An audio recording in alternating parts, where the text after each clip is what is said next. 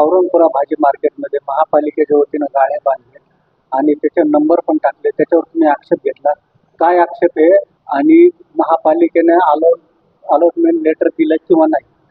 Sir, महानगरपालिकेने गाळे बांधले, ज्या पद्धतीने गाळे बांधायचे त्या पद्धतीने नाही बांधता, पण आम्हाला जे गाळे दिले आम्ही त्याच्यात बसायला तयार आहे. पण बसण्याचं त्यांनी जे डिमांड केलेली, एक तर 1200 रुपये महिना, हे छोटे गाळे आमचे, त्याच्यात आम्हाला जे 6x8ची दुकान होती ती 4x5ची दिलेली आहे, तरी आम्ही ॲग्री केलं त्या गोष्टीला. पण त्याच्यानंतर महानगरपालिकेने नंबरिंग असे केलेले, त्यांनी नाही का नंबरिंग असे टाकलेले आहे, कारण 135 दुकान आहे. आता तुम्ही बघू शकता 195 नंबर दुकान नंबर आहे हे, आणि यांना कोणी सांगितलं ते महानगरपालिकेने डिक्लेअर करावं पहिलेच प्रथम स्थान. कारण नंबर कसं काय टाकले तुम्ही? कारण की युनियनचा मसला होता, आणि कशाबद्दल हे नंबर टाकले तुम्ही, का बरं टाकले?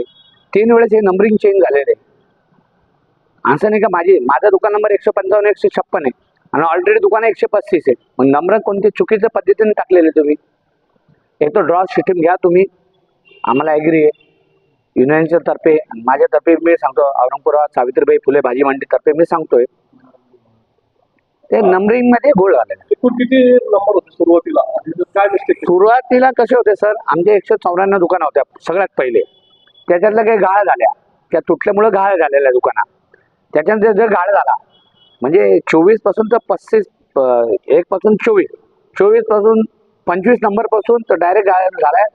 68 पर्यंत गायब झाले त्या दुकानात. 35 दुकानं गायब झाल्या. डायरेक्ट 69 पासून स्टार्टिंग झालेली, 69 नंबर पासून स्टार्टिंग झालेली. मग नंबर टाकच्या वेळेस मी तुम्ही विचार करायला पाहिजे आमच्या महानगरपालिकेला, काय माहित का हे नंबरिंग कसं का टाकू लागले तुम्ही? महानगरपालिकेला बी माहित पाहिजे ना, काय नंबर कसं काय बद्दल टाकू लागले तुम्ही? आमच्यातलं कोणी सांगितलं असेल हे नंबर असे टाका.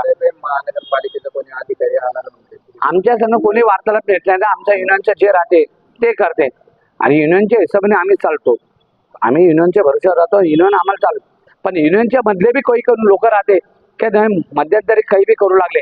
3 वेळेस नंबर, माझा पुढं माझा मागं, मी तर माझा पुढं माझा मागं, हे काहीच विषय नाही. नाही तर म्हणतो मला ड्रॉ सिस्टम पाहिजे. 135 दुकान आहे, ते पुरा नंबर सोडून द्या. 1 पासून जिथून सुरुवात असं 1 पासून 135 नंबर दाखवा, विड्रॉल करा, आणि त्याला त्याच्या चिठ्ठ्या भेटायला पाहिजे. त्याला जी नशिबात राहील तो त्या दुकानावर जाऊन बसा. या कॉर्नरला रो या इथं रो. त्याच्यामध्ये चूक महापालिकेची आहे का तुमच्या युनियनचे लीडर? नाही, चूक महानगरपालिकेची तर 90% आहे. का बरं? कारण तुम्ही नंबर कशाबद्दल टाकले, सगळ्यात पहिले प्रश्न येऊ.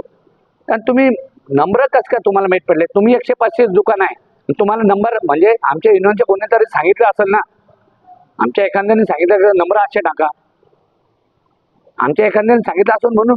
पण महानगरपालिकेचे अधिकारी तुम्ही कशाबद्दल असे नंबर टाकू लागले? तुम्ही का बरं असे नंबर टाकू लागले? 135 दुकान आहे, 155 नंबर दुकान आहे, 154 आहे, 193, 194 कसं का देऊ लागले? सरळ सरळ 1 2 3 4 135 दुकान आहे, 135 दुकानं दाखवून द्यायच्या, ज्याला विटावर सिस्टीम करून द्यायचं आहे. म्हणजे अंतर्गत त्यांनी करून घेतलेलं आहे सगळं.